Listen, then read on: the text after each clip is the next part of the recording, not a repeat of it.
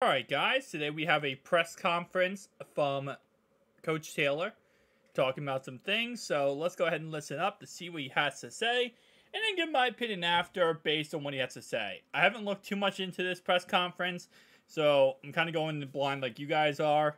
Let's see what ends up happening. Golfer, probably not. Yeah, it makes you a golfer. I'll do more in the summer when we're off, but not right now.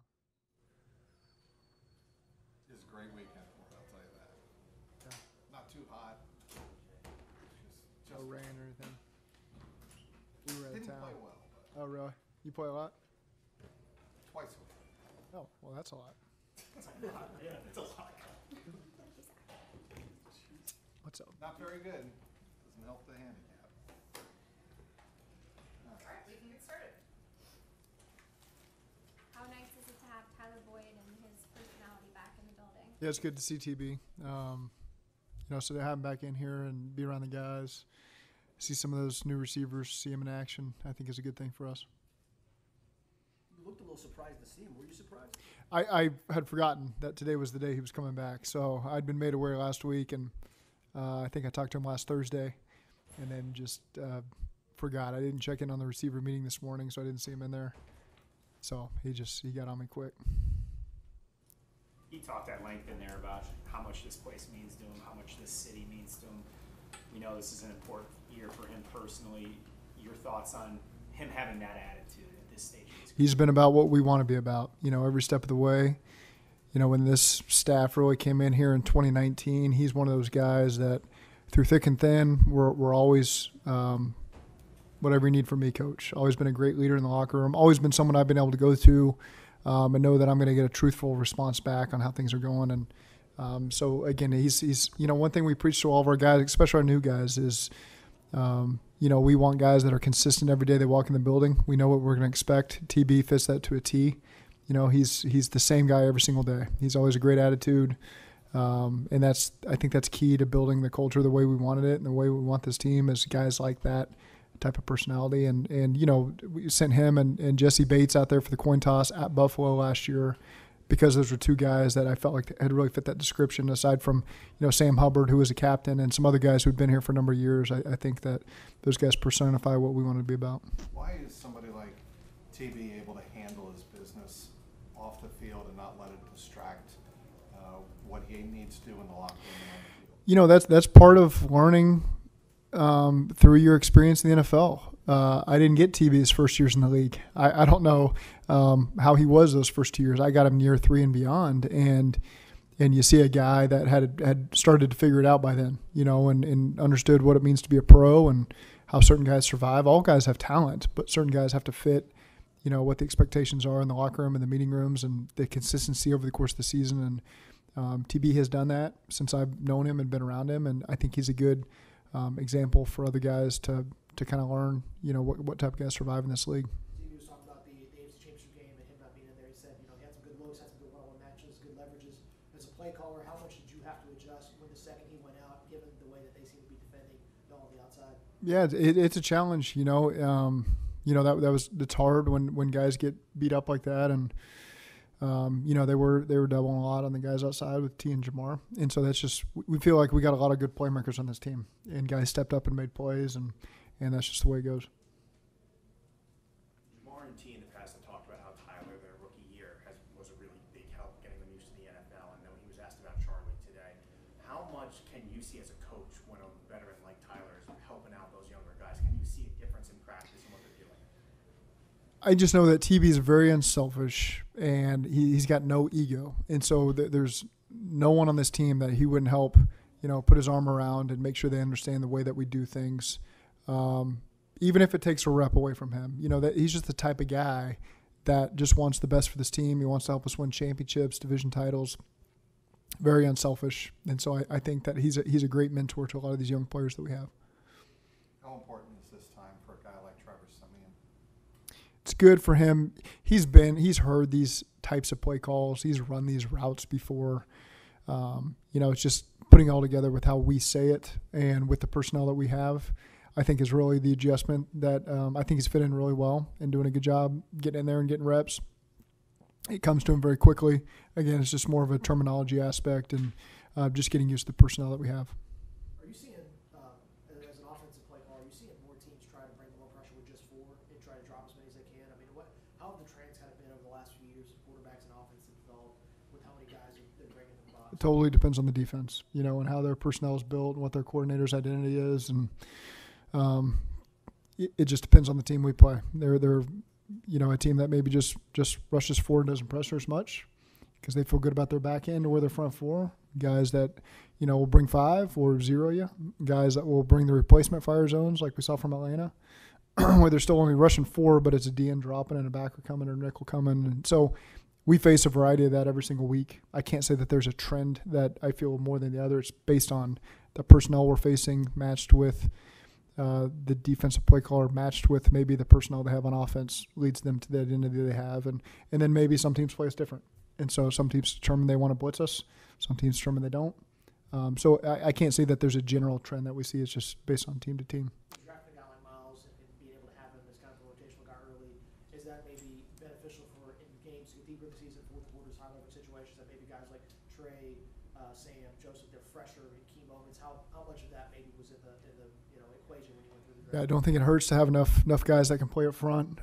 They can play together as well. You can get to third down situations and find packages where they're all three. It's not giving guys a break necessarily. It's getting as many on there on the field as you can. So I think it's good to have as many guys that can affect the quarterback and play up front as possible. How's Cheeto coming along in his progress in his rehab? Yeah, right on pace. Joe mentioned recently Herb Smith Jr.'s going the extra mile, coaches, watching film, your early impressions of your new tight end. Yeah, very aware, has an understanding of what we want to do and how we want to use him. He's been all in since he walked in the door here. And so just, as we're getting to know Irv, I think it's been good to get him on the field, and he's got a good understanding of how we're planning to utilize him. And so then, the next step is just training camp, getting in there and getting to compete against the defense. Coach, a couple weeks ago, LC told us how much progress he had made. I think a lot of us were finding it hard to believe until we've seen him out there putting in the work the last few weeks. How promising is that for you, seeing where he's at before training camp even?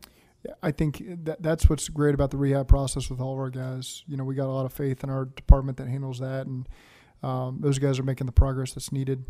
I do want to give a shout out to Roberto. He's doing just fine. He's in the trending video on Twitter against LC, one of our trainers. And so Roberto's doing just great. He's in great spirits about it, and he's fully healthy right now. Zach, how have you liked the tone of the offseason work? Because I'm sure you have a thought in your head of what you want this to look like, play out, how you like it so far. Sure. The concern when you have the style of offseason that we have is that guys go through the motions because it's not physically as taxing as if you're doing full speed work, 11 on 11 stuff. So I'm really proud of the way that our guys have handled it. They understand this style of practice demands great responsibility and attention to detail, to be able to do things on air, do things defense versus defense. Again, the things that I pay the most attention to, I spend a lot of time watching the huddle. I watch the defensive guys bring it up and their interactions with each other and calling the plays in the huddle and urgency to get lined up. Same thing on offense. That TB walks in the huddle the first time today, and so there's a group of 11 there that hadn't been together before. Orlando's a new offensive lineman that's in there. TB jumps in there as the receiver. He hasn't been there. Irv is in there. So it's just good to see the camaraderie and those guys start to come together. And that's, I think, what's so important in the offseason is developing that chemistry, integrating new players, rookies and free agents. And then there's tweaks that we make on both sides of the ball, really all three phases. And I think our guys have really had great attention to detail on some of the new stuff that we're doing on air. And then we get a chance next week when OTAs start to do it more in a walkthrough setting against the other side of the ball. And these guys will be ready to hit the ground running once training camp rolls around and feel like they've really mastered it as much as they can, just the technique aspect of things before they have to go really put on the pads and compete. The tempo that you guys practice at, even though there's no pads running, is a pretty significant tempo. When guys come in as rookies or from other teams, how do you notice that it takes them any period of time to adjust to what you're doing? Or is it pretty fluid? I think it's been pretty fluid. I think that's what this allows you to do is those guys feel comfortable before they're asked to go out there and line up with a guy over their head and do the techniques we're asking them to do and run the plays and line up in the splits and make the adjustments on defense and things like that. So I think it's conducive to helping those guys understand it very quickly. How much do you expect the players to do on their own? Film study, classroom work? have you, to complement what you're doing on the field at this time of the offseason? Yeah, it's the coach's job and some of the veterans' job to teach how we want it done. Once you get into the season, and you do expect once you've taught it once that somebody returns the next day and they've got it, whether that meant it really made sense to them at the time that they heard it, or they need to spend extra time in the hotel or at their house studying it a couple more times to make sure it makes sense to them. And so guys to learn different ways. Some guys need to get on the field first before it really hits home for them. And so I think that we're able to hit all those different ways of doing things, watching the film, showing them a playbook, doing it on the field. And so it's really up to the player to which way sinks in the most. And then and our position coaches understand how to reach each player the best. But it's on them to make sure it's really locked in, however they do that on their own at home before they show up the next day for work. Would you say it's safe to say that it's how smart you work at this time of the offseason as opposed to how hard you work? I think smart's a good way to do it. We want our guys to go into the summer feeling really healthy, feeling good about themselves so they can come and compete at the highest once training camp opens up. I think that's one objective that I personally have for our team when they walk out the door on June 15th, that they feel in peak physical condition, that they can utilize those next 4 or 5 weeks to make sure that when they show up to training camp, they're hitting the ground running and not feeling like they've developed a new injury or anything like that. I feel I learned that really after my first offseason here, talking to several of our veteran players that I had a lot of respect for, that maybe felt banged up coming out of spring. Not banged up that, we're hitting, obviously there's no contact, there's only helmets on, but some of the 11-on-11 stuff we did, they felt not as good as they wanted to coming into training camp. And so you take that to heart and you reconfigure your training camp a little bit to make sure we're getting all that physical work. And I feel like we've arrived at a really good point now to where our guys understand why we do things the way we do them, what's going to be asked of them when they show back up in late July, and how to get our team ready for our first game of the season, against Cleveland. Could you ever see going back?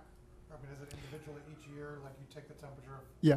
how many veterans, rookies, things like that? And Yeah, I think every year will be a new year with where our roster's at and what we feel like, what kind of work we need to get done. Certainly we could be capable of doing more in the future if we got a different style of team. I think right now we've got a lot of experience here of guys that can help incorporate some of these newer players we have, and we can do things the way we're doing them and be ready in training camp to get ourselves ready for that first game.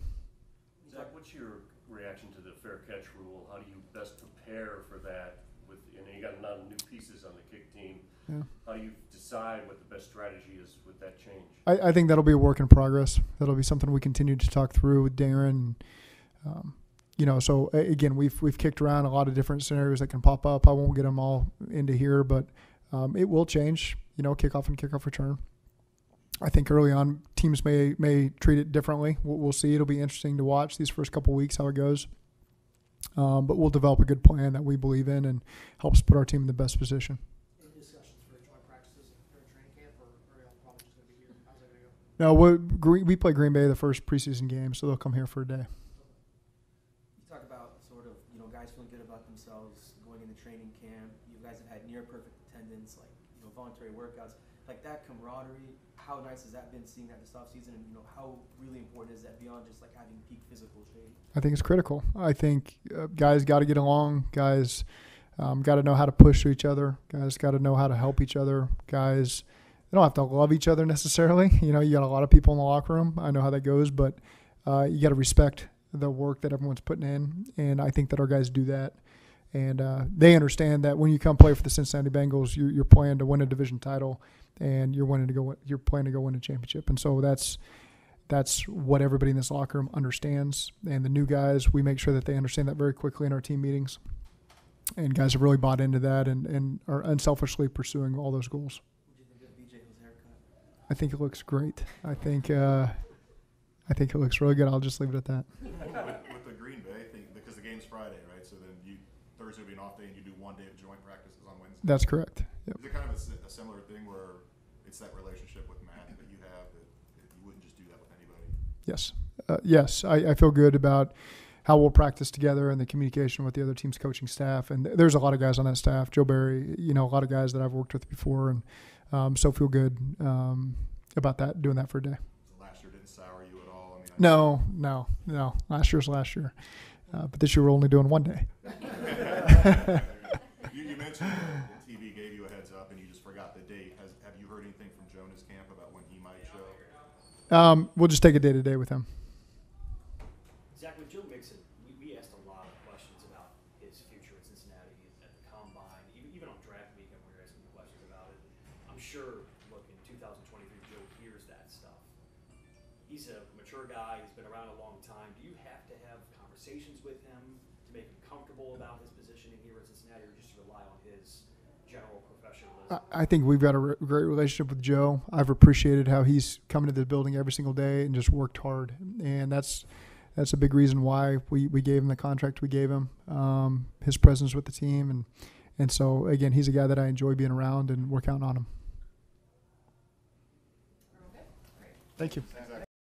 All right, let's dissect all of that, because that was a lot to dissect. First off, Tyler Boyd being back is huge. I mean, it's another weapon in the offense, and hopefully, I don't know, I got this, like, weird suspicion he's going to absolutely go off this year and have, like, a career year, and we're going to have to work out a contract with him at the end of this year. Because the theory is, right, this is theory, he has a mediocre, decent year, right, pretty good year, right, but Charlie Jones absolutely takes off. Charlie Jones takes off. He's the Tyler Boyd replacement for the slot. Tyler Boyd goes somewhere else. We get a 3rd round, 4th round pick for him for leaving. That's the theory. But, again, I just have this weird feeling like Tyler Boyd's going to go off, which is great. I mean, don't get me wrong. If he goes off, that would be fantastic. First off, they could trade him midseason they wanted to and get some draft capital. But most likely, they're going to just say, listen, we're going to go win a Super Bowl. So if he wants to go off, he can go off, and we can go win a Super Bowl together. So, number one, so having him back is huge. Having all your players together, being able to talk, being able to work together, play together, really get that chemistry, that's more important than anything. So now that we finally have all the players together and the chemistry is going good, that's beautiful. To the next point. This is why Houday Nation's the best. This is why the Houday culture on the Bengals is the best. Because everyone is fighting for one cause. And you look at any player on the Bengals, where you look at even a brand new Orlando Brown, Jamar Chase, T. Higgins, nobody on this team is selfish, right? Look at the Ravens. Lamar Jackson, to a certain degree, you could argue he's a very selfish player. There's a couple of Ravens that are selfish. A couple of Steelers that are selfish. There's a couple of Browns that are selfish. I keep saying shellfish. Selfish. I think I'm saying it correctly. But on the Bengals, you don't really have anyone who's selfish. Everyone comes together, follows the correct path. You know, the coaches put that correct path into place, and that's where you have a winning organization. Because you don't have to worry about, it's like if one man goes down or, you know, somebody is not doing the greatest, somebody else picks him up and they go into battle and they win in battle. So I love the mentality that Coach Taylor, Duke Tobin, and all the staff does for this team. It's just it's a winning mentality. It's not everyone for themselves. It's everyone together fighting for one cause type mentality. I love it. Other than that, Irv Smith being back healthy, you know, again, it's all going to come down to him staying healthy, staying on the field. If he can do it, he could be the best tight end in football. I'm excited for that. Collins, again, as I said in my previous video, and he alluded to here, he is back and healthy. That is humongous. That means Jonah Williams either could be traded or it should be a backup. So there's so many positive things now going toward this offseason and going toward this season. I mean, we have 2 months before the season starts, guys, and it's going to get absolutely insane over these next 2 months with OTAs and really players developing. But so whenever I make these videos, I go on Twitter, I go on different websites, trying to find some ideas to talk about. And I don't know why, but there's been like this... The Chiefs, like their media team or their media personnel that covers the Chiefs, they have been talking so much about Joe Mixon. If the Bengals are going to cut Joe Mixon and he's going to the Chiefs, and the Chiefs want him so bad. I guess because they're getting rid of Clyde Edwards-Helaire, so they went Joe Mixon. They want to be the Bengals so bad. They just want to be the Bengals so bad. At this point, there's like, whatever the Bengals have, let's grab it and take it. Like, bro, chill. Guys, chill. 3-1. Should be 4-0 if the refs didn't help. Nonetheless, guys, I'll see you guys next one. Peace out.